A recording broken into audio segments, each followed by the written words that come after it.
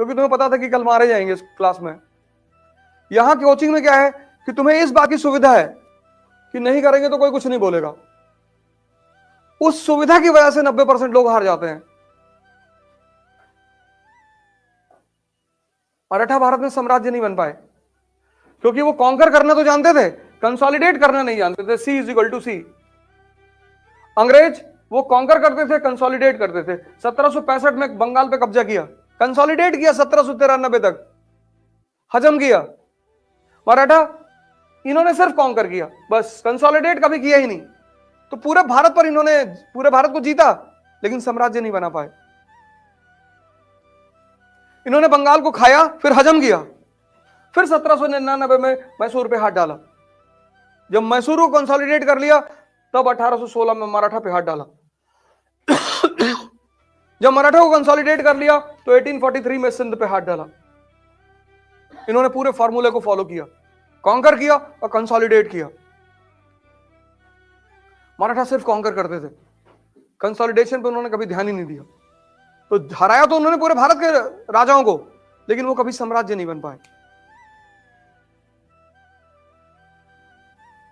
तो ये consolidation pen है, चीजों को हजम करना ही पेन है। मन की एक बहुत प्यारी चीज है ये, तुम शायद इसको, ये मन का फीचर है। तो अगर सिगरेट पीने की आदत पड़ सकती है, आदत ही तो है, आदत ही तो डालनी है। तो अगर सिगरेट पीने की आदत डल सकती तो सुबह 15 किलोमीटर घूमने की भी तो आदत पड़ सकती है। आदत ही तो है।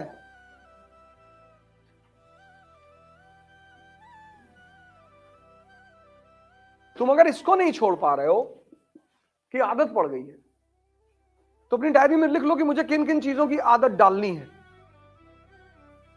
अगर बुराइयों की आदत पड़ सकती है तो अच्छाइयों की भी तो ये काम करना है। डाइजेशन एवरी डे, अगर तुम ये करते चले गए ना, तुम्हारा सिलेक्शन हो जाएगा, तुम दोनों आदमी का सिलेक्शन हो जाएगा। बस तुम जो पूछते हो ना कि जो लड़के सफल होते हैं असफल होते हैं उसमें क्या फर्क होता है, यही होता है। तो जो असफल है ना वो सोचते किसी दिन डाइजेस्ट करेंगे। अभी तुम जैसे हिस्ट्री चल रही है तो मेरे साथ ही ना डाइजेस्ट कर लो। मेरे जो यही तो कोचिंग का सबसे बड़ा इंपॉर्टेंस है, डिसिप्लिन्ड और शेड्यूल्ड। मॉडर्न इंडिया चल रही है, जितना क्लास में पढ़ाया जा रहा, जितना जिस दिन पढ़ाया जा रहा तुम डाइजेस्ट कर लो।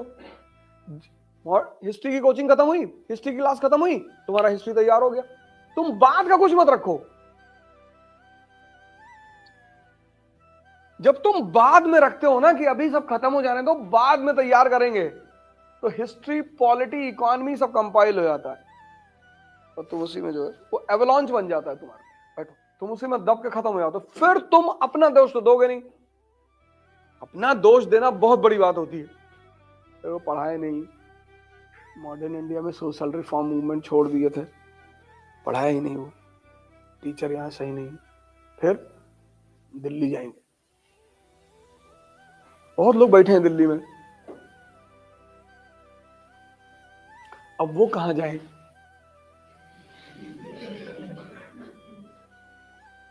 कानपुर से दिल्ली तो पहुंच जाओगे, चलो घर वाले भी मान लेंगे कि हाँ हाँ सही कह रहे हो, यहाँ माहौल ठीक नहीं है, जाओ।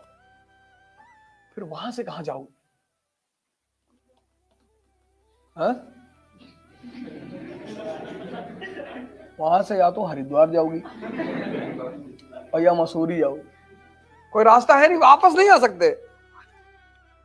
पब्लिक जीने नहीं देगी तुमको। ये पूरा जीवन किसका खेल है? व्यक्तित्व का।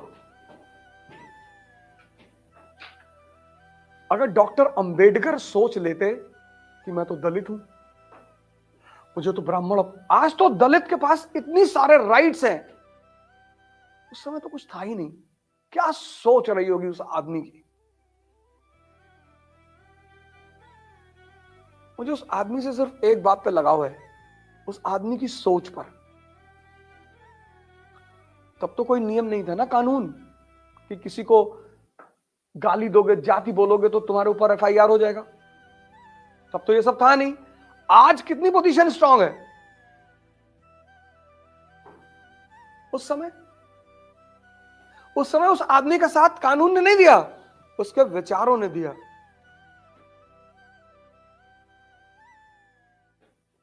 मतलब कितनी चुनौतियां रही होंगी उस आदमी के सामने कि ये अपर कास्ट हमको, हालांकि उनके फादर आर्मी में थे, ऐसा नहीं था, लेकिन चुनौतियां कितनी बड़ी बड़ी रही होंगी। उस आदमी ने सोचा होगा कि संविधान सभा मेरे इशारे पर काम करेगी, लेकिन संविधान सभा ने उसके इशारे पर काम किया। वजह क्या थी? शिक्षा।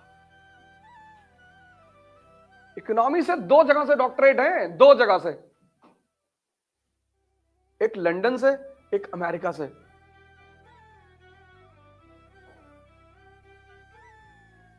लॉ तो छोड़ ही दो, तुम बस उस आदमी की जगह पे खड़े हो जाओ जब वो आदमी क्लास 10th में रहा होगा, कितना ताकतवर मन रहा होगा। चलो तुम किसी आदमी को क्लास में नहीं बैठने दे रहे हो, पानी नहीं पीने दे रहे हो, और वो राजा बनने के सपने देख रहा है। तुम उस मन की ताकत का अंदाजा लगाओ। यहां तुम अच्छी फैमिली से हो, कार से कोचिंग आते हो और मरे हुए हो, घूम घूम से पूरे मोहल्ले में पूछ रहे हो हमारा हो जाएगा, नहीं होगा तुम्हारा।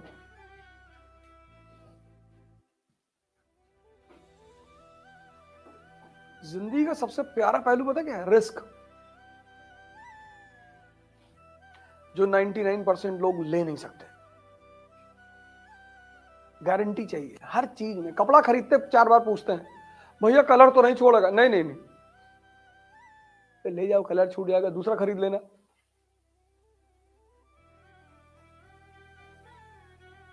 लोगों का बस चले तो जो कार वार खरीदते हैं चारों तरफ गार्ड लगा दे, चारों तरफ, कि कहीं से भी लड़े गाड़ी, हम मर जाएं गाड़ी बची रहे।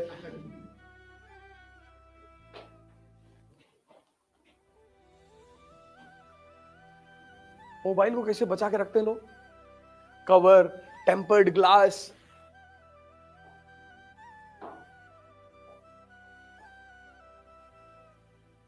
और तुम सब मोबाइल अपने पास रखे होगे क्लास में, मत ले जाया करो। मेरी क्लास में लाओ, क्लास में, मंदिर में, मस्जिद, जहां भी जाते हो मोबाइल मत ले जाया करो। कुछ जगह ऐसी रखो जहां मोबाइल लेके देखो, हमसे ज्यादा बिजी थोड़ी हो।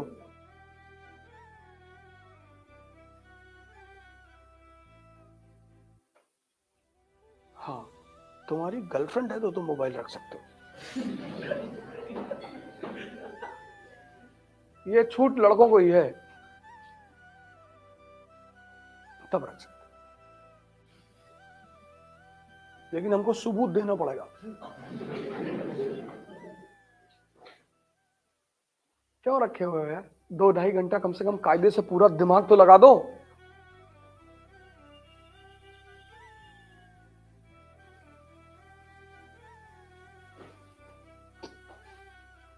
व्यक्तित्व का बड़ा रोल होता है, बहुत, सबसे बड़ा व्यक्तित्व ही है। तुम कभी कभी ऐसी ऐसी बातों को सामान्य घर में पैदा होते हो और बड़े बड़े खेल को समझते हो, लेकिन तुम्हारे अगल बगल के लोग नहीं समझ पाते। तुम्हारे भाई, तुम्हारी बहन, तुम्हारे माँ, तुम्हारे बाप।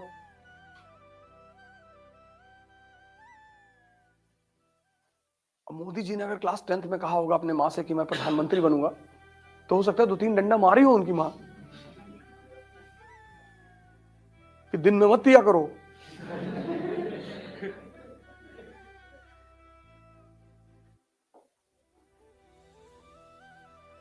यहां क्लर्क का एग्जाम निकालना मुश्किल है और तुम प्रधानमंत्री बनोगे?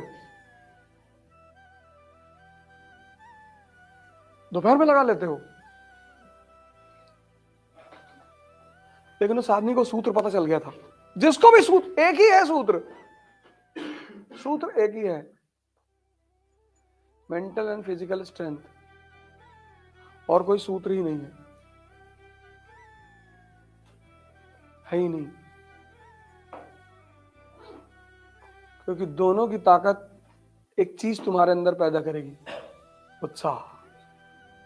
और उस उत्साह के बल पे तुम इतना कांड करोगे ना, या तो मार दिए जाओगे या राइज कर जाओगे, दोनों ऑप्शन है, कुछ भी हो सकता है, 50-50 है। क्योंकि मैं सिर्फ तरीका बताऊंगा, और जो लगन लिखाना है तो इसी में से 10, 20, 50 नोट करके पे पॉइंट आके डिक्टेट कर दें, उससे फायदा क्या होगा?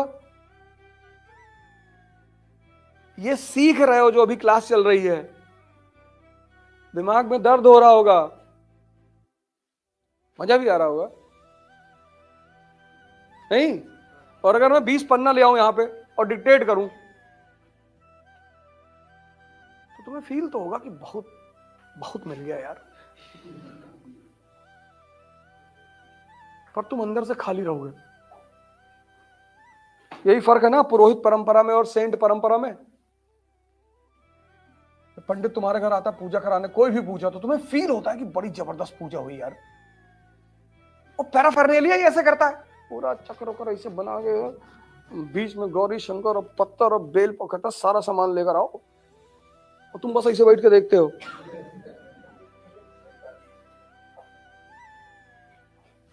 तो तुमको फील होता है कि कुछ हो रहा है बॉस, और फिर मंत्र वो पढ़ता है संस्कृत में जो तुमको आती नहीं।